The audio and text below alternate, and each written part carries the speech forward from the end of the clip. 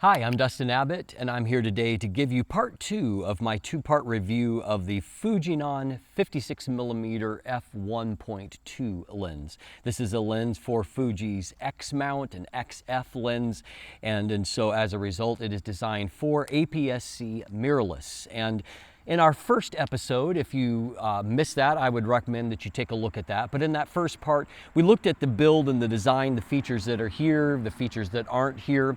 And then beyond that, we started looking at the image quality, looking at the overall resolution and contrast, chromatic aberration control. We looked at detail at the bokeh. And then in some areas which, those are some areas of strength. We also looked at some areas of weakness, namely that the lens can be somewhat flare prone. Now, in part two of this episode today, what we're going to do is we're going to explore a couple of things. First of all, we're going to look at autofocus. And then also we're going to go back and look at image quality a little bit more, particularly from the prime directive for this lens, and that is as a portrait lens. And so first of all, we're going to take a look at the autofocus here. And as we noted in the first episode, that this lens does not have the LM designation that stands for linear motors that some of Fujinon's newer and frankly better lenses now afford. Those that have the LM motors, I found autofocus to be definitely a cut above of the older lenses, and that autofocus is smoother, it's more refined. It feels, up to par with some of the better lenses, for example, that I'm familiar with on a Sony platform, where they're also, using linear motors and focus is smooth and quiet. In this case, the autofocus gets the job done, but it doesn't do so in an overwhelmingly smooth fashion. Autofocus, you can feel just, I sometimes call it almost a little bit of grittiness there as focus takes place. And what it is more is that there's a little bit of pulsing that takes place as focus settles. And because it's not completely silent, you become a little bit more tactilely aware of that taking place. And so overall, autofocus happens fairly quickly, but because there is that little bit of micro pulsing as you go along before it actually settles, it feels a little bit slower perhaps than what it actually is, and definitely not as quiet as what you would like. Now that becomes really clear if we look at it for video purposes. And so let's take a look here at just doing focus pulls, and you can definitely pick up on the additional noise and some of that pulsing that takes place.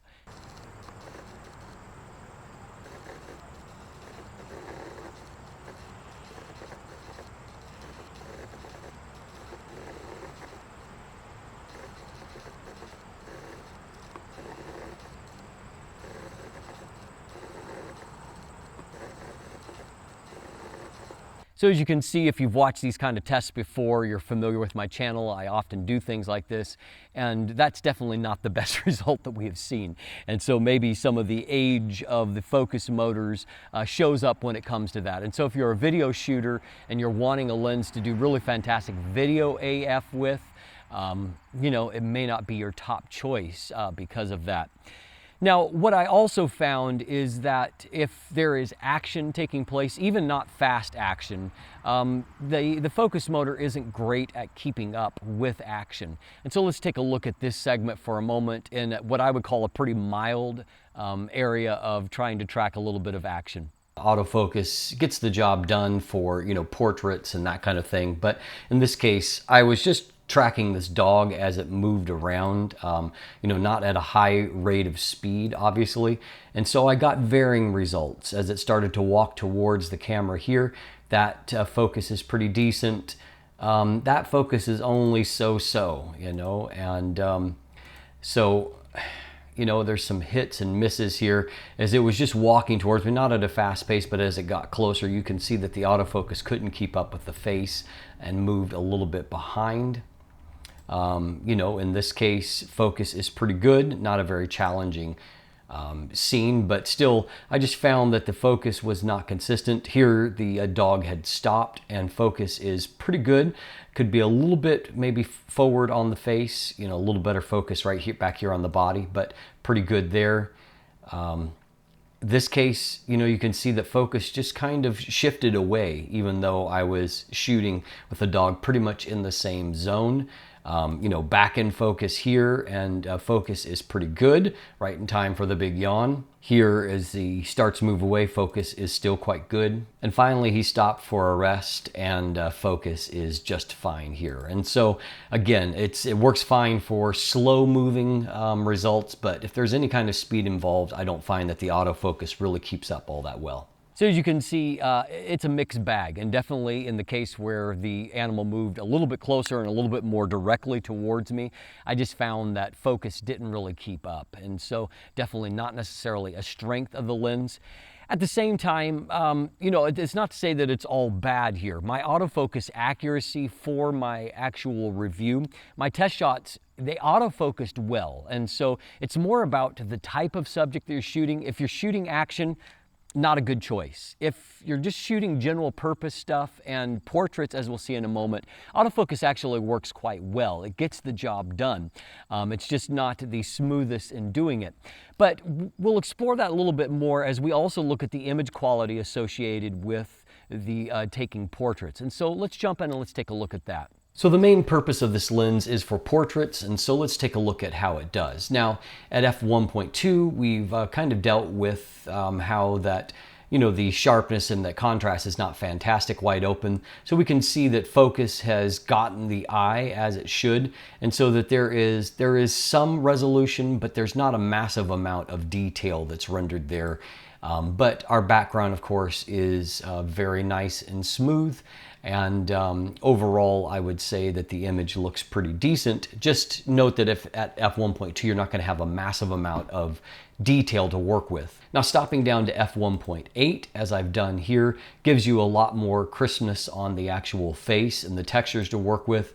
The background, of course, is a little less soft, but it's not, it's still pretty decent, so you haven't lost a whole lot there. So if we can compare the two looks, f1.2 and f1.8, so if you look towards the background here, definitely it is, softer and smoother at f1.2, and I certainly would use the lens often at f1.2 if I wanted that look. If I wanted a little bit more impact on the skin, you can just see, look at the lips, for example. There's just a lot more contrast and information on the lips than there is at f1.2. And so anyway, you kind of just need to shoot for whatever your priority is.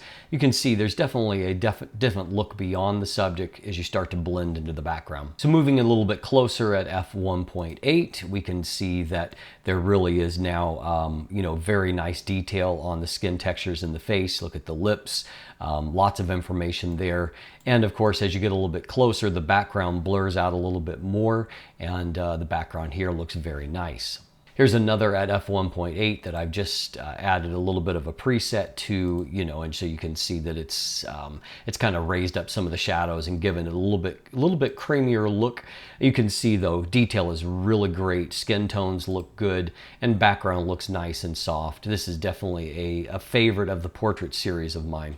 One more at f1.8 before we move a little bit deeper. And again, this has had a little bit of a preset, so skin tones, are kind of part of the look here at this point.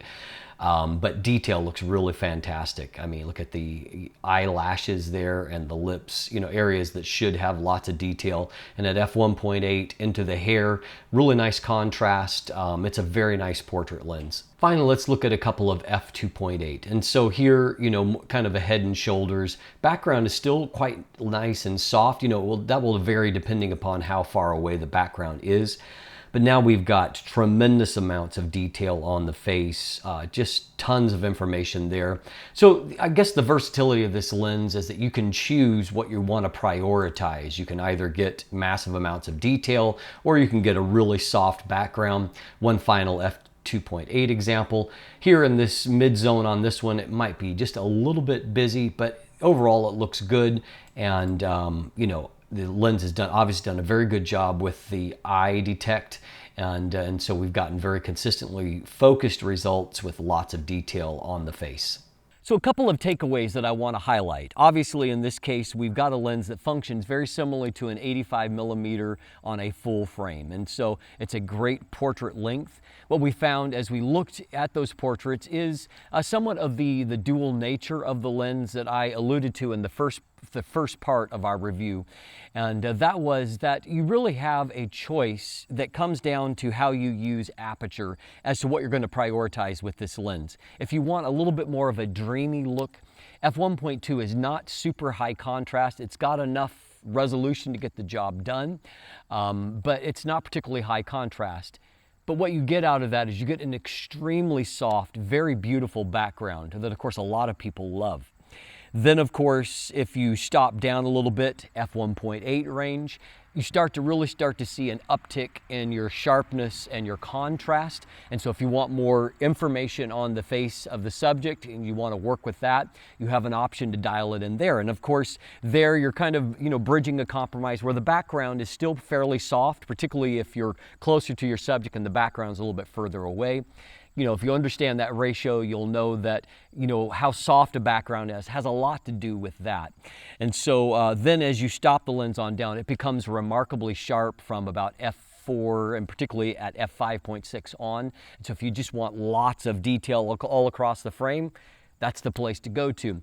So you have a lot of choices as to the overall aesthetic of the images depending upon what aperture that you choose. The second thing that I want to point out here is that while I don't love the autofocus in some situations, as you can see from the portrait session, the IAF actually worked very well, and I had consistently excellent results, even shooting at f1.2 in terms of the accuracy of drawing in the eye and getting good focus results. In fact, across my general purpose shooting, my autofocus results were very good. And so at the end of the day, while I don't think that this is the best focus motor when it comes to action type stuff or anything that needs any kind of critical speed involved with it, it definitely gets the job done when it comes to what is the primary purpose for this lens, and that is, as a portrait lens. Now, at the end of the day, it comes down to a discussion of value. Now, recognize that I'm not primarily a Fuji shooter. I primarily shoot Canon and Sony, and so Fuji is a third brand that I shoot with, and complementary those, and I'm newer to the platform. So I recognize there's lots of reviews out there already of this particular lens. I'm looking at the value here from the perspective of someone that, has shot with a lot of different lenses on other platforms. And while I think optically the lens has got a lot going for it, at $1,000, the value is a little bit questionable in that there are some missing things there. I would like to see a more refined focus motor. Obviously, having some weather sealing at that kind of price point would be beneficial.